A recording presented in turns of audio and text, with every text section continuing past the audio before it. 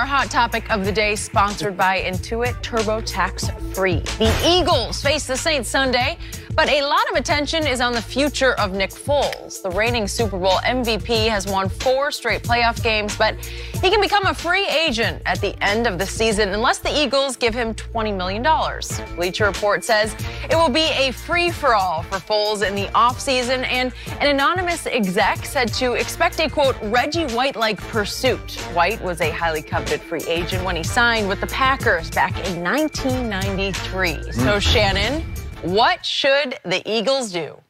The Eagles should, and what I believe they will do, is let him go. But Nick Foles is not Reggie White. Skip, you covered Reggie White. I was in the league when Reggie White played. And your brother was... He was played with Reggie. Reggie got there in 92. Reggie was the preeminent defensive player in all of football.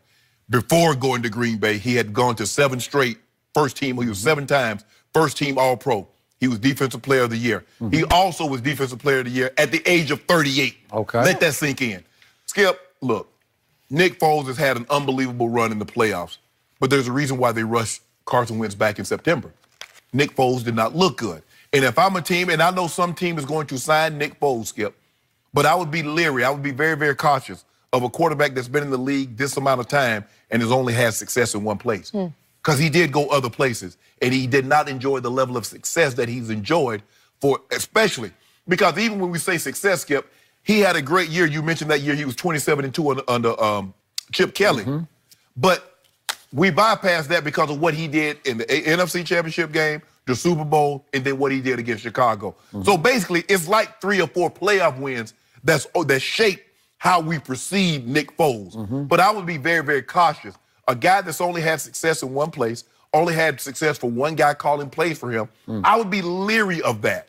Now, free agency is really not about being good. Free agency is about being free.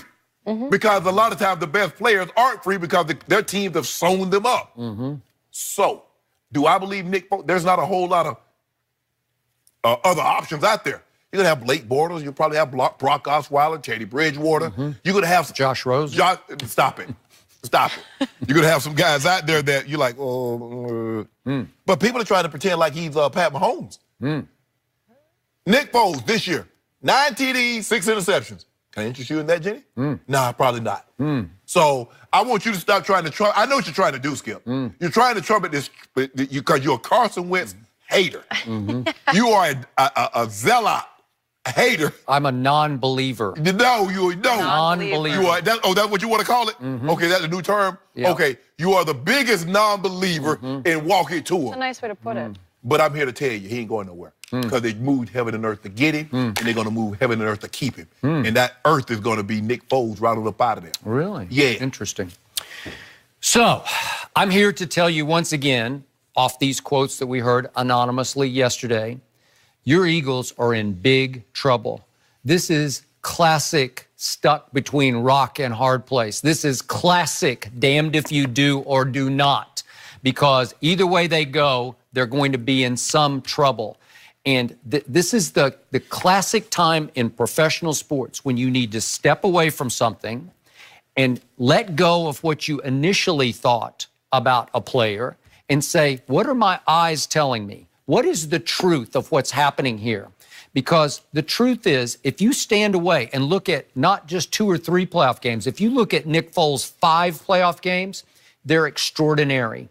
It's showing you again and again he can play the position for the Philadelphia Eagles better than Carson Wentz can play the position. Well, Joe Flacco is going to the Hall of Fame if we're just looking at playoffs. But Joe Flacco had great defense behind him, like great defense. They had a legacy and a history led by Terrell Suggs of playing high-level playoff defense, and he rode the coattails of that defense. He made some big throws, I give you that. But this is extraordinary what he's doing under difficult circumstances at the highest levels. Because I'm going to remind you again, back in 2013, off 27 touchdowns to 2 interceptions, he played Drew Brees straight up and almost outplayed him because he had a game-winning drive. With 4 minutes left, he hit Zach Ertz with what looked like was going to be the winning touchdown pass in that playoff game.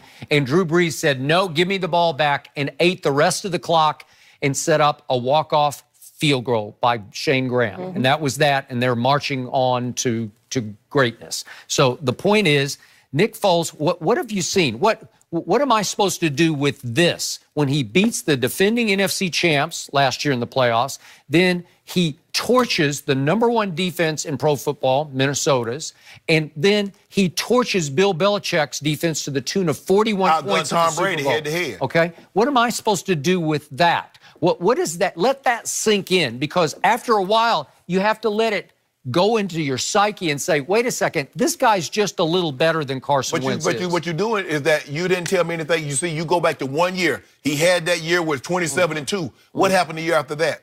And the year after that. Okay, and the year after but that. I'm showing you what he's done at the highest levels when the stakes are highest. So the regular season. And by the way, the first 2 games of this regular season, they had a slugfest, a defensive battle with Atlanta to open the season, and Nick Foles made the throws that won that game. His stats were no good, but then he goes to Tampa and he put up big numbers, and they got Fitzpatrick because their defense wasn't very good at that point. So not a so now.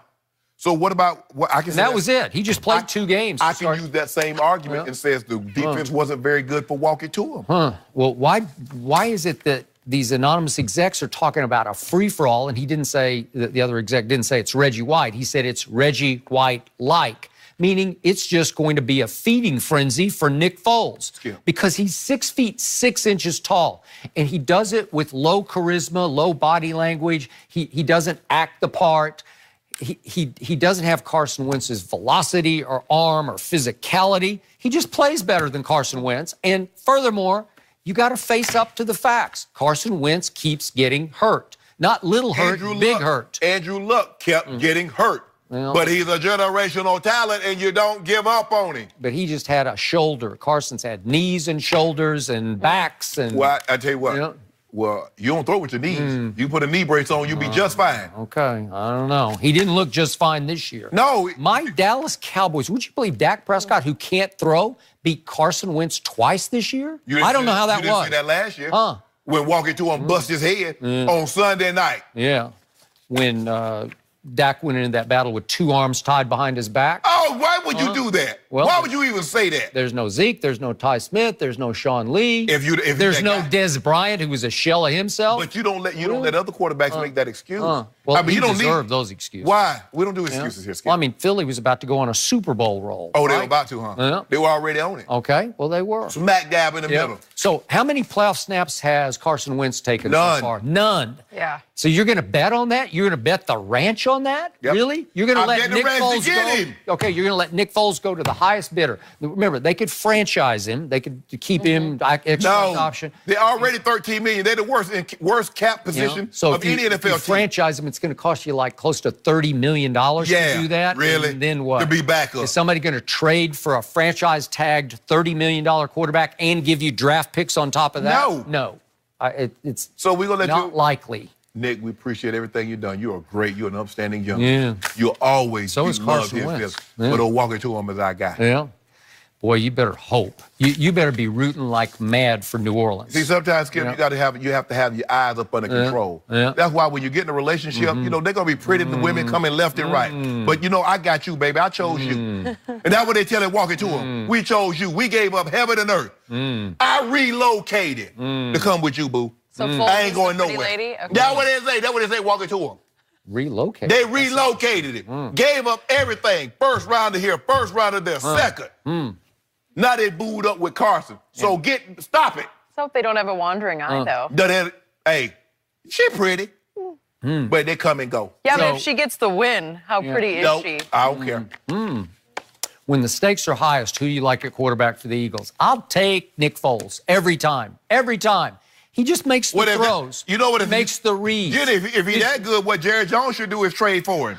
If he's that good in big-time moments, who you trust more, Dak Prescott or Nick Foles? He just went to Chicago and beat the #1 defense. I'll take Nick Foles. He's really good. What? Over Dak? Well, I can't argue against what he just did. Dak, you hear that? Dak hasn't had the opportunity. No. Wait, Dak may have the opportunity. Dak has had the opportunity. No, he hasn't. Yes, he has. Oh, he had it against Green Bay. Oh, well, he put up 300 yards passing and 3 touchdowns. He put down that dub. Okay. He took that dub. Well, Nick Foles didn't take any. He's not taking any L's. No. He's not taking any L's. And walking to him. I mean, Nick Foles is Foles played the highest level of quarter. Wait a second. Last year, he played the 2 greatest back-to-back playoff games we've ever seen. Skip, I'm not arguing that. What do you do with that? You just discard it? Go on. Go we somewhere compensated him for it. Really? Gave him $12 million to be a backup this year. Wow. Well, it's interesting you guys are already talking about Dak because that is our next topic. Thank you. Will Dak Prescott be a Super Bowl winning quarterback one day? D'Angelo Hall, he's going to help us answer that question. Debate the hate.